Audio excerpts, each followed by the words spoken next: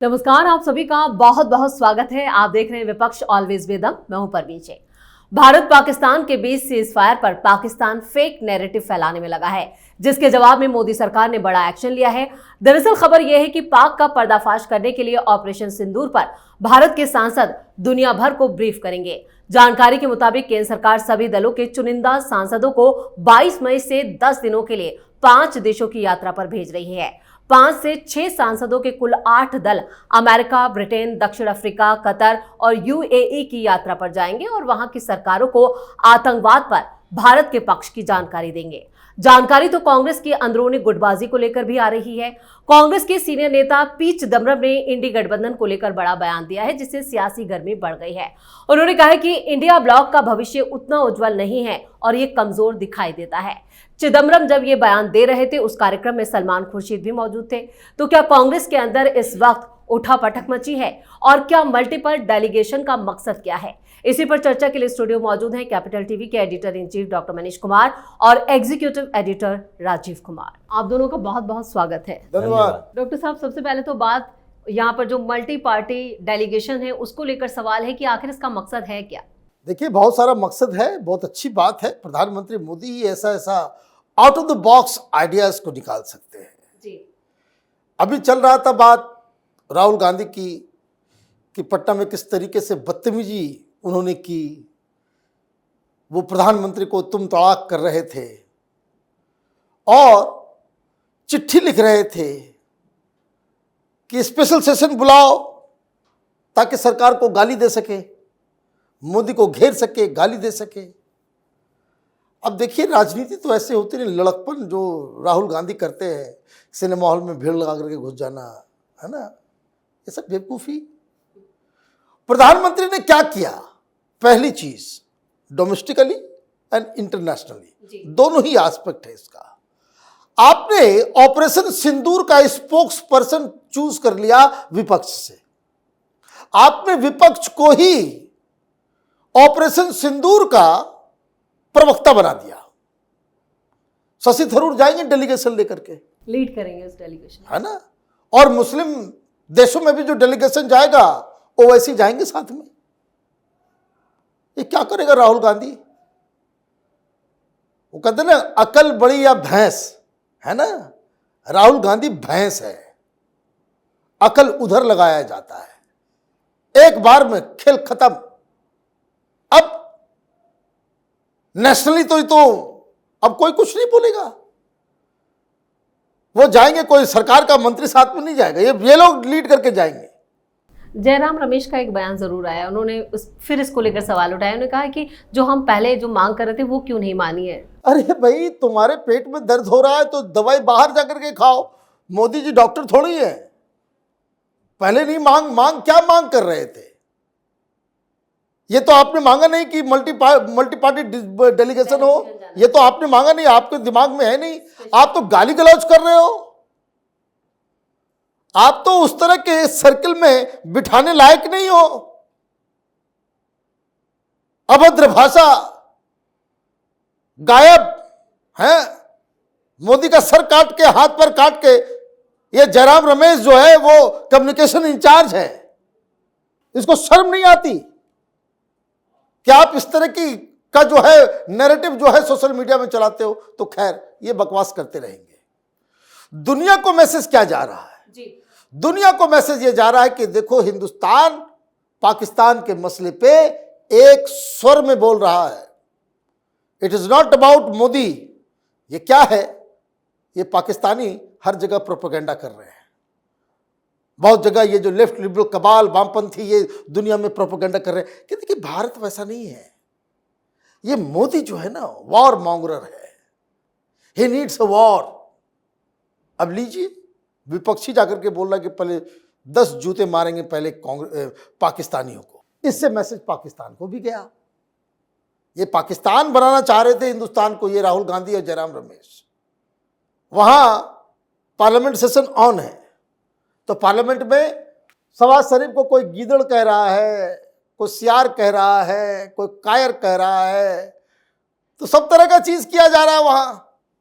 वहां कोई रो रहा है कि अल्लाह बचा लो इस मुल्क को, सब ड्रामा कर रहे हैं।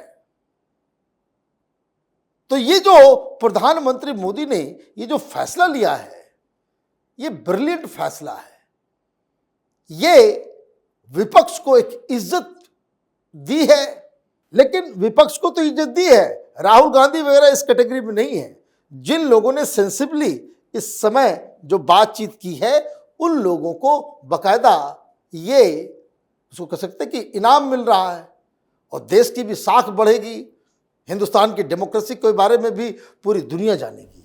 बिल्कुल, पीएम मोदी ने एक बार फिर एक तीर से कई निशाने साधे हैं, लेकिन पाकिस्तान इससे कितना दबाव में आएगा? देखिए, पाकिस्तान की पॉलिटिक्स के लिए नहीं किया जा रहा है जी। पाकिस्तान में तो अंदरूनी कलह अलग चल रही है। ये पहले भी जब ऑपरेशन सिंदूर हुआ और उसके बाद हिंदुस्तान पाकिस्तान के बीच तनाव हुआ, भारत ने अटैक किया, पाकिस्तान ने भी अटैक किया, पाकिस्तान को इतना नुकसान हुआ, लेकिन उस बीच भी जो पार्लियामेंट सेशन चल रहे थे उसमें इमरान खान की पार्टी वालों ने सवाल उठाया और उसने पीएम मोदी की सराहना की। ये बार बार कहे कि देखो, एक हिंदुस्तान है जहाँ के प्रधानमंत्री हैं नरेंद्र मोदी, उन्होंने राहुल गांधी एलओपी जो है उसको बुलाया, सर्वदलीय बैठक बुलाई, दूसरे पार्टी के नेताओं से बातचीत कर रहे हैं, और हमारा एक देश है जहां विपक्ष के सबसे बड़े नेता हैं उनको जेल में बंद किए हुए हैं। तो हम लोग क्या बात करेंगे आपसे? हम तो एक मामूली सांसद हैं जो 2-2.5 लाख वोट से जीत कर आए हैं, और वो 2-2.5 लाख वोट भी इमरान खान के कारण मिला है। लोग इमरान खान को पहचानते जानते हैं, उनसे आपको बातचीत करनी चाहिए थी। ये चल रहा था पीएम मोदी के स्ट्रेटजी और पाकिस्तान के ये हुक्मरान जो है उनके स्ट्रेटजी को लेकर। लेकिन इस बीच पीएम मोदी ने जो ये मल्टी पार्टी डेलीगेशन की बात की, अब इन लोगों की समस्या ये हो गई कि जो भी नेता, चाहे ओवैसी की ही बात करें, ओवैसी अभी भारत पाकिस्तान के मसले पर हमेशा पाकिस्तान के खिलाफ ही रहे हैं, भारत के साथ नजर आते हैं। लेकिन कांग्रेस के कुछ नेता हैं जो उलूल जुलूल बातें बोलते हैं, दूसरी पार्टियों के नेता है, ममता बनर्जी की पार्टी के भी कोई बंदोपाध्याय है, उसको भी इन्वाइट किया गया है, और ये सारे पार्टियों के लोग जाएंगे बाहर। अब इनके साथ मजबूरी है कि आप अगर यूएई जाओगे या फिर सऊदी अरब जाओगे, यूके जाओगे, या फिर अमेरिका जाओगे, तो वहां ये भारत का डेलीगेशन है, तो वहां जाकर पाकिस्तान के समर्थन में नहीं बोल सकते जैसे यहां के समर्थन में बोलते हैं मुसलमानों को खुश करने के लिए। वहां तो आपको बताना पड़ेगा, सच्चाई बताना पड़ेगा, भारत के पक्ष में बातें कि हमने ऑपरेशन सिंदूर किसके खिलाफ किया, आतंकवादी ठिकानों को नष्ट किया, जो आतंकवादी आपके यहां भी एक्टिव है और आप भी उससे प्रभावित हैं। अब वहां पर जो बोलेगा हिंदुस्तान की मीडिया भी उसको कवर करेगी। अब शशि थरूर अगर जाकर बात करेंगे और उसमें कहेंगे कि हमने कैसे पाकिस्तान को एक्सपोज किया, तो हिंदुस्तान में चर्चा नहीं होगी। और कांग्रेस के डेलीगेशन में बैठे हुए लोग, कांग्रेस के नेता अगर विदेश में जाकर पीएम मोदी की बात कर रहे हैं, हिंदुस्तान की बात कर रहे हैं, पाकिस्तान के अगेंस्ट बात कर रहे हैं, तो अखिलेश यादव जो ये बात कर रहे हैं कि जीत का जश्न मनाया जाता है, सीज का नहीं, यानी कि इनडायरेक्टली वो कह रहे हैं कि जीते नहीं हैं, पाकिस्तान जीता है, जश्न उसको मनाना चाहिए। कहना क्या चाहते हो? अगर हम नहीं जीते तो वो जीता, जीत तो किसी न किसी की होगी।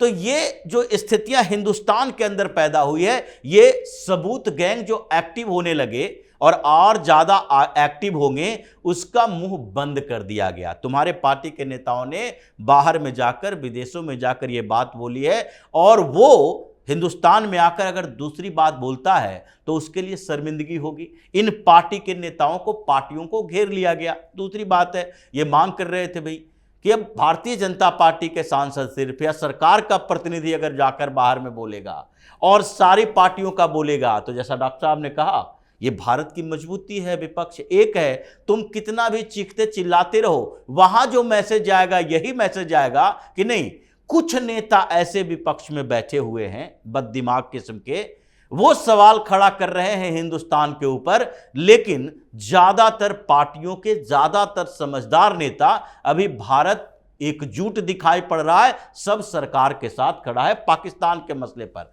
तो जिस तरीके से इन लोगों को बंद किया गया है, आगे जैसे जैसे ये डेलीगेशन जाए और वहां से कुछ बातें सामने आएगी, उसके बाद इन लोगों के सबूत मांगने का जो अभी तक फितूर छाया हुआ था वो बंद हो जाएगा। ये कुछ बोल नहीं पाएगा कि हमारा नेता वहां कुछ और बोल रहा है, हम यहां पर कैसे कुछ और बोल सकते हैं। बिल्कुल, पाकिस्तान के मुद्दे पर विपक्ष तो पूरी तरह से बैकफुट पे है, लेकिन कई विपक्षी नेता जो हैं वो लगातार पीएम मोदी की सराहना कर रहे हैं और कांग्रेस में ही ऐसे नेता हैं, चाहे वो थरूर हो, चिदम्बरम हो, ये जो है दिक्कतें कांग्रेस की बढ़ा रही है, क्या इशारा कर रही हैं? देखिए, चिदम्बरम साहब बहुत सारी बातें एक साथ वो कह गए जी, और पाकिस्तान पे कम उनका जो बयान जो गौर करने लायक है वो है कि इंडी गठबंधन मर गया। इंडी गठबंधन इज डेड, मर गया। He is asking the basic question कि अपोजिशन कहां है, और इस सवाल को अगर किसी कांग्रेस पार्टी के द्वारा उठाया जा रहा है तो ये पूछ रहा है कि राहुल में विपक्ष को एक साथ करने का कोई कैलिबर नहीं है। बिल्कुल, अटैक राहुल गांधी के ऊपर है। राहुल गांधी बच्चा है, राहुल गांधी नेतृत्व विहीन है, उसके पास नेतृत्व करने का कैलिबर नहीं है। राहुल गांधी के पास संगठन को एक साथ लेकर चलने का कैलिबर नहीं है। हर जगह वो फेल इसलिए हो रहा है। तो राजनीति में तो looking take Tokyo going London बोला जाता है, कुछ और निशाना कहीं और होता है। वो ये कह रहे हैं कि इंडी गठबंधन का तो कोई फ्यूचर ही नहीं है। ये किस तरह का गठबंधन आपने बना दिया? बेटा कुछ दिन पहले जाकर के मिल के आए थे। अब ये भी दिक्कत है ना, बहुत सारी दिक्कत है।